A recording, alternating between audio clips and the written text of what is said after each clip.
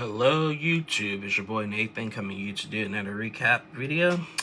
Today we are talking 90 Day Fiancé The Other Way, Season 7, Episode 8, I believe. For every joy there is a price to be paid. So we're just going to get right into the video. We had all 6 couples in this episode, so we can talk about all 6 finally. I'm going to start with Chris and Jamie. So the last couple weeks, Chris has been sick, in pain, severe pain and everything. Then got the news that she might have to go back to America for a court case or whatever.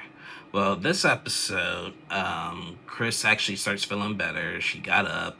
She's a little bit more energetic. She got a text saying that she doesn't have to be at the hearing, so she can stay in Colombia for the time being. So her and Jamie decided to go on this little romantic getaway. They decided to go glamping. I think it's called glamping, and they went glamping to this nice place. It was a nice place. Chris had got the staff members at the spot where they went to help her with something. Chris got some one of those red petals and shaped like a heart and tried and make some words that says "Will you marry me?" And so she did that, and she re-proposed to Jamie, and she said yes, and she was of course all excited, be like, "Oh, I thought based on the last couple of weeks we would not be together or anything," but Jamie said, "I'll be with you all the time no matter what." So that was real nice. So they go glamping, and then they eat.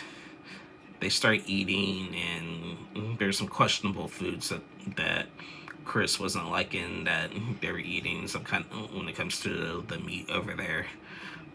But then while they were eating, they were talking about their wedding, because apparently in the next week's episode they're going to be getting married. Spoiler alert. So they're talking about the wedding, and they're talking about who's coming.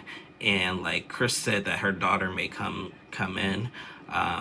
Jamie said that she may not have nobody in her family coming, and we were wondering why. And apparently Jamie has not come out to her family. She says her family is really against that. She said they're not homophobic, but they don't want it for her or something like that. And she's really scared to tell her mom, her dad, that she's into girls and stuff. And and it's sad because they're about to get married now. Chris is not going to pressure her with that, because she understands how hard it is. Now, if you remember back on 90 Day Fiancé this past season with Patrick and Thais, Thais wouldn't tell her dad that she was getting married. So I thought this was going to be a situation like this, and Patrick really pressed the issue. I'm like, you need to tell your father. Well, Jamie is really scared, and Chris is actually being supportive, and I like that. Chris is I can't. When she came out, her mom was really supportive, more than what she thought. So she was like, I wish I had came out sooner or whatever, but she just take her time. So I mean, that was all we've seen out of Chris and Jamie, but I'm glad they're back on track and everything, and I can't wait to see their wedding next week. It looks like it's going to be very nice. Next couple I want to talk is Osama and Debbie. So last week, we all know what happened. As soon as Debbie arrived to Morocco, her and Osama got into a fight because Osama wanted her to go back to America for 2 months. And this episode, they talk about that fight, and Osama says you misunderstood what I was really trying to say and everything. And Debbie was just you can't play like that. The plan was me to move here permanently, not to go back like that and everything. So he tried to really plead his case and not fully mean what he was trying to say and everything. They have a lot, he really wants Debbie to be a Moroccan wife, and we've seen that so much over the years with couples that when you move to the foreign country, you got to be a little bit more submissive. and not too many people from America are gonna pull that submissive role and stuff. Well, they had a nice talk, and they somewhat made up. Later, they decide to go to the beach together, and they go to the beach just to have a nice little relaxing day. And there was a camel that came across, and they decided to ride a camel. And so Debbie and Osama get on the camel. They put Debbie in the back and Osama in the front. Now Osama is really thin, and Debbie made a comment about it, saying like he's just like a toothpick and everything. I thought that was funny, but so they ride the camel. Debbie screaming and like loud at the beach and having a good time on the camel. Almost fell and everything. They just had like a nice little time there. After they got off the camel, she was worried that people were looking at her, and Osama said, whenever I'm with you, I don't see anybody else, and I thought that was a beautiful thing to say. So with their age difference, and with her being loud on that camel and everything, and Debbie was just like, I don't want people to think that like they're staring at us or making me feel uncomfortable. So that was them. I'm glad they made up from that fight, and I think for right now they're gonna be okay until something else unfolds, as we all know. So yeah, that was Debbie and Osama. Next couple is Danielle and Johan. Not much went on with this episode. Danielle went back to America. And she had to finish up the school year because she's a teacher. She finished out the school year and packed up 11 suitcases and went back to the DR to be with Johan. She said it was tough leaving her job that she's been doing for like 20 plus years and everything, but it was just something that had to be done. So she packs up all her stuff, goes back to the DR. Johan picks her up in a small car. Danielle comes in with 11 suitcases, 11 big suitcases. She said something that kind of just made me mad. She was just like, Johan should have expected I would have more stuff this time. Because apparently Johan had just got his license not too long ago, and he rents the same car every time he picks up Danielle from the airport and everything. And she's like, I didn't tell him I had 11 suitcases, but he should have known. I'm like, yeah, yes and no. I'm like, yeah, he should have known that you have a little bit more stuff, but you should give him like a little bit more of a warning with all of that stuff. I mean, I'm just saying, that could go both ways, yes, but I mean, she had 11 big suitcases. 11 big suitcases. So after she gets out the airport and they go to that car, so Johan decides to put Danielle's suitcases, the rest of them, up on the roof of the car and strap them, and she wasn't thrilled about that, but she allowed it to happen. Then she was like, I'm driving then. And Johan was like, no, I'm driving. No, I know what to do. She's like, no. And they go into a big fight about who's driving. She's like, I'm driving. Nope, you're not. I'm driving. I'm the man. I'm this and that. That's what Johan said. Danielle was like, I'm more careful. I've been driving for most of my life, basically. And Johan was like, I don't need to be driving for that long to do this and all that. And Danielle eventually gave in, and she let Johan drive. And then he got in the car saying, I'm the man. I have a male part. And this and that. And Danielle just did not want to hear that. She really did not want to hear that. So, Johan also mentioned in this episode that he did get an apartment. He showed Danielle pictures. He said he'll see how it goes, but he said Danielle's very demanding.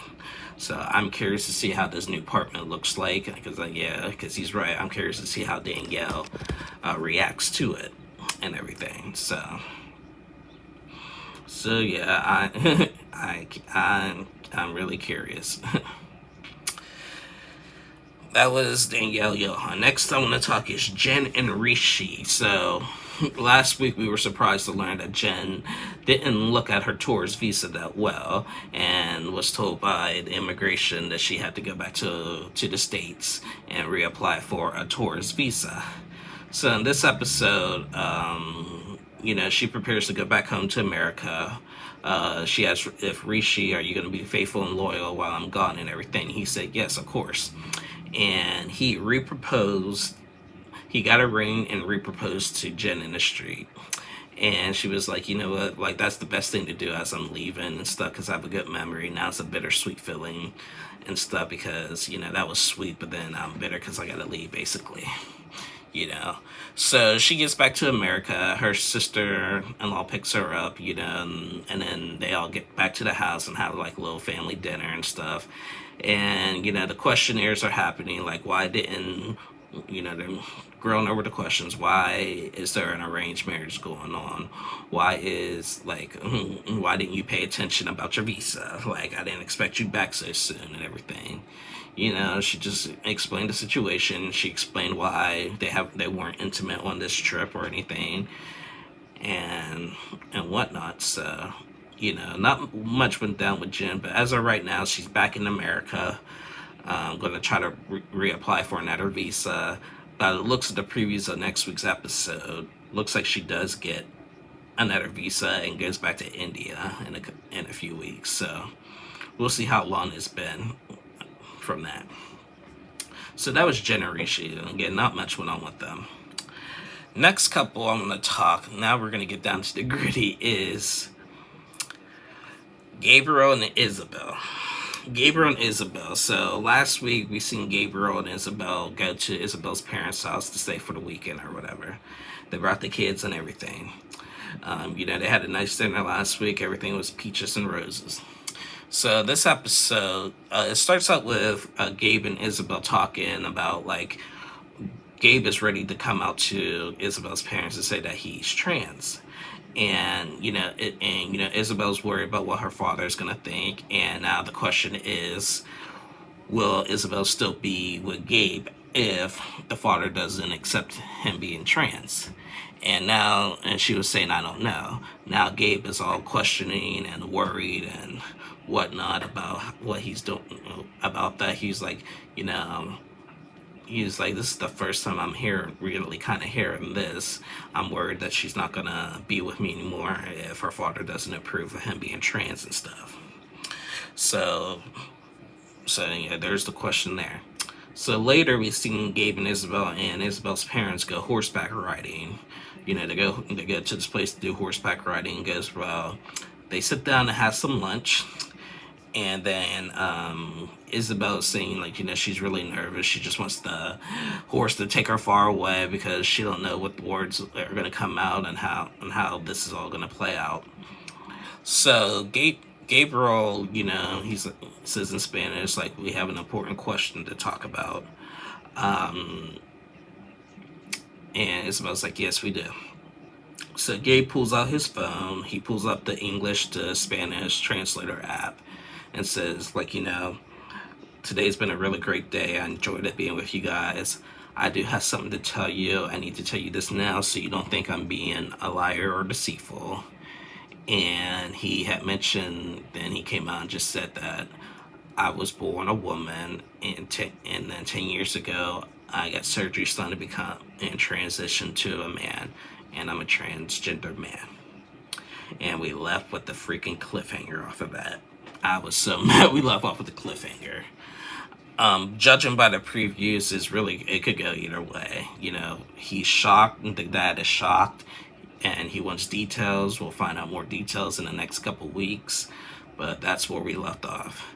I give Gabe much credit and kudos. He is a very, very brave man. I love Isabel. She is amazing. She's very supportive. And Isabel, she doesn't give me any like gold digger vibes. She's not like begging for money or nothing. Like, she's always smiling. Like, she has wonderful children. She's amazing. Like, Gabe and Isabel, like I said, this is the couple I'm rooting for. I'm really rooting for them. But and I just hope that the parents accept them for that. But as of right now, they are my favorite couple, and they are going strong. And last but not least, Nicole and Mahood. So, Nicole, run, girl, run. I can't take it anymore with these two. I really cannot take it anymore with Nicole and Mahood. Episode starts, Mahood is saying, "Oh, I'm sorry, I want to be with you, I love you." He says that all the time. Nicole's tired of him, like being picky at her and bossing her around and commenting about what she's wearing and stuff. Beginning of the episode, we seen Mahood teaching Nicole how to pray and everything, and Egyptian and Islamic or whatever. And he taught her how to pray and where and everything and how they pray and stuff. And she actually felt good after the prayer. She said, like when things are like this between me and Mahood, like things are good. And I'm a Christian man, and that part right there was actually beautiful to see, because like that just proves like the power of prayer. Prayer does make a difference in your lives. So I'm a Christian man. Again, I don't want to offend anybody who's not or anything, but in my like overall belief, prayer made a difference, and that was beautiful to see. So they decided that it was hot over in Egypt that day. They decided they're going to go to the pool and swim. And Nicole and Mahood got like a swimsuit, and of course Nicole's not allowed to wear a bikini, so she got this like long like swimsuit. And she asked them, Mahood, like, do you have to wear something under it? And Mahood was just like, I don't know. And he kind of got an attitude, and he left the room. And then Nicole got upset that he left. It was like, I was just asking you a question, this and that. It's like, it's okay, let's just go. So they go to the pool. She changes into swimsuit. She did not like it. She did not like it at all. And I was watching Pillow Talk. Jamal, Kim's son Jamal, was like, it's like she looks like one of those kids that was stressed by their parents for picture day at school, and it's just like, let's just get this over with. And he's absolutely right. I mean, she looked miserable in it. She's like, I'm only doing this for you, Mahood. So, he's like, well, I love you, this, and that. And she's like, I love you too. And then they swim, have a little good time swimming. Later, this is where crap really hit the fan. She said after the cameras were rolling, he just got really picky over something. We don't know what they really fought about. They didn't show what the argument was about or anything. And Nicole just lost it. She was like, they went out in the middle of the street and had a big fight in the middle of the street, literally in the middle of the street. She was screaming at him, just like, leave me alone, you know what you did. And Mahood was like, no, I didn't. Like, what did I do? Are you coming home? And I was like, you know what you did, just leave me alone. Then Nicole actually pushes him in the middle of the street. I was like, whoa, whoa, whoa, whoa, whoa, whoa. And he grabbed her. He's like, don't ever do that to me again. Like, you don't do that here. And she's like, let me go. He's like, I'll let you go, but come on, we need to talk about this. And Nicole was like, we're not talking about nothing. I don't want to see you anymore. This, and that, and everything. And Mahood was more concerned about when she pushed him and everything. But both of them arguing in the middle of the street. Cars are honking and everything, and they just like and she's just like having a big meltdown. And since we don't know what the argument really was about, all Nicole's just saying that he's just been really picking at her and everything, but she didn't like fully explain what happened. And she was just like, I'm done. So she goes back into where they went swimming at. Mahood comes in and says, are you getting in an Uber with me or not? She's like, no. Like, if you don't get in an Uber with me, we're getting divorced. She's like, I don't give a F and everything. So it was just a mess and everything. So I don't know what they're gonna do, and it doesn't look like they're gonna even be on next week's episode. But that was insane. That was insane. I did not expect, Nicole to actually push him in the middle of the street and stuff like that. I didn't expect like a random big blowout after they had a good day, and then a blow up like that. That is ridiculous. That was insane.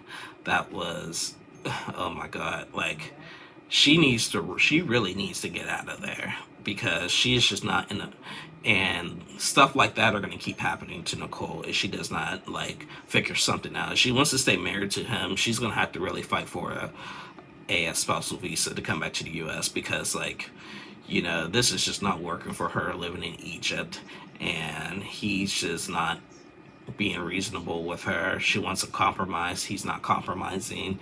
Meet me in the middle, and he's not doing that. So, but in this argument, I really don't know who to pick a team because we did not see what the real argument was about.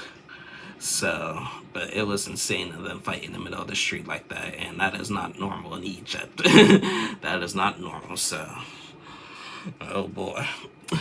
But anyway, guys, that's the end of my review. A lot went down in this episode. I'm excited for what's to come. I'm curious to see what happens next week when Gabe and Isabel's parents talk about him being trans. I can't wait to see Chris and Jamie's wedding. So a lot of good things coming up next week, and I can't wait to see. Anyway, guys, thank you guys so much for watching. Please like and subscribe. I'll be back tomorrow to do Catfish. I doubt, depending on how the episode is on Wednesday, Thursday, I'm not going to may or may not do Married at First Sight. I'm not getting the best views on my recaps on Married at First Sight. So I may just do bits and pieces when it comes to Married at First Sight, like some episodes here and there until decision day if something crazy went down. So you guys are just have to soon, so I apologize. But this season of Married at First Sight I have not been getting the best views on it. Neither are other YouTubers covering this season, so I don't know. It's just kind of weird, and I try to make the best of it and everything, and it's for some reason I just can't.